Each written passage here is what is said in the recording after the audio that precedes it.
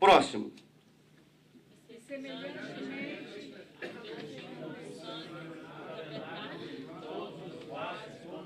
Quem fez isso? Foi Moisés. Então o que ele fez? Semelhante aspergiu com o sangue o tabernáculo e todos os vasos do ministério. Isso é do serviço. Então eu estou trazendo algumas coisas na introdução da palavra aos irmãos, para os irmãos verem que a palavra liturgia está ligada inteiramente com duas coisas essenciais, na tradução de ministério e na palavra serviço. Porém, ministério aqui também é serviço. Parabéns, nota 10. Começamos bem. Então, nós vamos definir agora 3 palavras parecidas, porém distintas.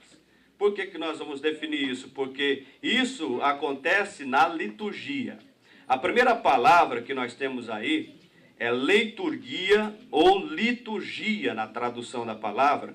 Quer dizer, serviço ou trabalho público. Mas isso aí é no termo grego secular. Mas quando trazemos para a igreja, daqui a pouco nós vamos falar como que houve essa mudança da palavra liturgia. Então é o serviço prestado pelo povo, pela igreja. Quando os irmãos estão adorando a Deus, quando os irmãos estão cantando, quando os irmãos estão orando, quando o pregador está pregando, ministrando, então está se oferecendo um trabalho para Deus. E Deus recebe esse trabalho na manifestação de poder, na manifestação de bênção, na manifestação de milagres. Então isso foi mudado com o tempo. Mas aí a palavra liturgia ou liturgia é o serviço ou trabalho público. Depois, na mudança, trabalho, serviço do povo. Até aqui tudo bem? Amém. Letra B, leiturgikos. Eu não estou pedindo aos irmãos a falar, porque ninguém é obrigado a saber essas palavras. O que é leiturgikos? Nessa tradução, está relacionado ao agente espiritual, que aqui o escritor aos Hebreus, que nós não vamos definir que foi Paulo, não vou cometer esse erro aqui, mas ele está falando sobre um ser angelical. Ele não está falando de um ser humano, ele está falando sobre espíritos ministradores. Então, para esses espíritos ministradores, se usa um termo leiturgikos, que também os espíritos ministradores estão aqui entre nós. Amém, irmãos? Amém. Então, faz parte da nossa liturgia. E depois a terceira palavra é leiturgos, que aqui na definição de Filipenses 2:25, está falando do serviço prestado por um ministro. E quem era o ministro aqui? Epafrodito. Então aqui está relacionado à pessoa do ministro, chamado Epafrodito. Então em uma liturgia existem as 3 palavras, liturgia, leiturgikos, que são os anjos que estão entre nós. Não deve ser adorado, mas eles estão aqui, amém? Os irmãos creem assim? Estão aqui participando deste culto. Mas também tem o leiturgos, que é aquele servo ministro que está administrando a liturgia ou a liturgia. Então nós vamos para a definição da etimologia da palavra. Daqui a pouco nós vamos entrar em termos melhores para os irmãos despertar. Por enquanto são algumas questões teóricas, técnicas, essenciais para o aprendizado da liturgia. Então os irmãos já sabem que liturgia é serviço. Isso está bem claro, amém? Amém. Ok. Então, etimologia e sentido primitivo da palavra. Qual é o sentido primitivo da palavra? Aí é formado pela raiz leite, de laos, que é povo, e ergon, de trabalho, e ofício. O que isso quer dizer? Isso quer dizer que no passado, na Grécia Antiga, é aí que nós vamos entrar na questão histórica, etimológica da palavra, havia aqueles que faziam o trabalho público, prestavam serviço para o povo. E quando se construía uma ponte ou se abria uma estrada, junto dos gregos se dizia que foi feita uma liturgia ou uma leiturgia. Foi feito um trabalho, um serviço para o povo. É um serviço público feito para o povo. Porém, na Septuaginta, a Bíblia dos 70, a tradução grega da Bíblia, a palavra liturgia já passa a ter um teor religioso. Então essa transição, ela começa lá na tradução da Septuaginta, que é a tradução grega dos 70.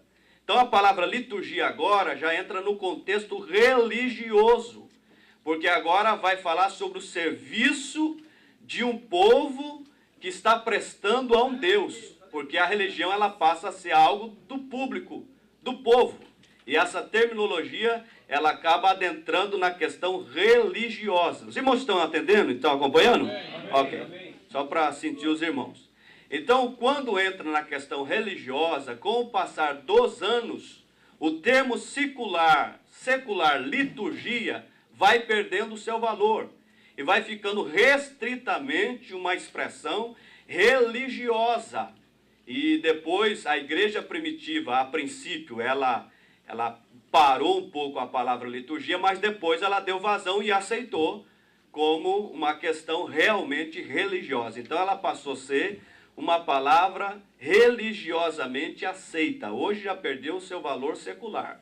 Ela já tem mais a forte expressão estritamente religiosa. Eu pediria aos irmãos, nós vamos falar aqui uma frase que não está aí, mas eu pediria a ajuda dos irmãos. Nós concordamos a princípio, eu não forcei ninguém, eu não coloquei algema em ninguém, eu não chamei a polícia para ninguém, mas eu disse que a nossa palestra seria bilateral. Amém, irmãos? Amém. Então, por gentileza, uma frase que eu vou dizer aqui agora. Liturgia, todos juntos. Liturgia é o conjunto de práticas de prestação de culto em quaisquer manifestações religiosas. Então nós vamos passar um pouco adiante o significado da liturgia. Então liturgia, antes de tudo é o quê? Serviço. Antes de tudo é o quê? Serviço. De quem? Do povo. Nas denominações cristãs evangélicas, a liturgia reverencia. Letra A, só os irmãos. Os irmãos sairiam da sua casa para vir aqui se Jesus não tivesse morrido e não tivesse ressuscitado? Sairia? Para quê? Primeiro que eu vim sem dormir, iria perder sono. Se Jesus não morreu, se Jesus não ressuscitou, para que vir na escola bíblica? Então a liturgia, ela reverencia primeiro a morte e ressurreição de Cristo, que é a razão da nossa liturgia. É a razão do nosso culto. É a razão da prestação do nosso serviço a Deus. É aquilo que nos traz a alegria de saber que Jesus morreu, mas ele não está morto como alguns deuses por aí, feito de lata, de gesso, de madeira. Jesus está vivo e está aqui nesta tarde para a honra e glória do seu nome. Quantos acreditam que Jesus está aqui? Diga amém. Ok, vamos para a letra B. Letra B, só os irmãos. Guia e regra, quer dizer, a verdade escriturística da Bíblia. Nós acreditamos que a palavra de Deus, ela é a palavra de Deus. As escrituras, ela é. Ela não contém, como alguns dizem, ela é. Aí esses dias alguém me perguntou, pastor, mas na Bíblia o diabo falou.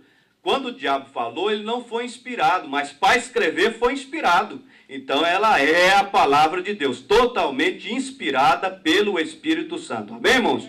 Então nós acreditamos na verdade escriturística da Bíblia como guia e regra. Porém, algumas pessoas assim muito espertas, eles pegam algum texto da Bíblia e torcem inteirinho para entrar dentro deles, para ficar exatamente como eles querem. Principalmente as seitas heresias. Mas o que nós devemos fazer é nos torcer, nos quebrar e entrar dentro da Bíblia, porque nós cremos que a palavra de Deus, ela é guia e ela é regra para a nossa vida. Amém, irmãos? Amém. Letra C, só os irmãos.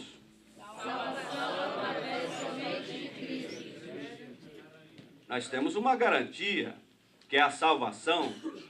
Nós não estamos servindo a Deus simplesmente por servir. Nós temos uma garantia que nos vai dar a vida eterna com Cristo. E nós acreditamos nas promessas de Deus da salvação. A salvação ela pode acontecer de duas maneiras para nós, os que estamos vivos. Se Jesus voltar agora, apesar que já estamos salvos, seremos arrebatados. Os que morrerem em Cristo já estão garantidos. Então ela é a garantia para a nossa vida. Mas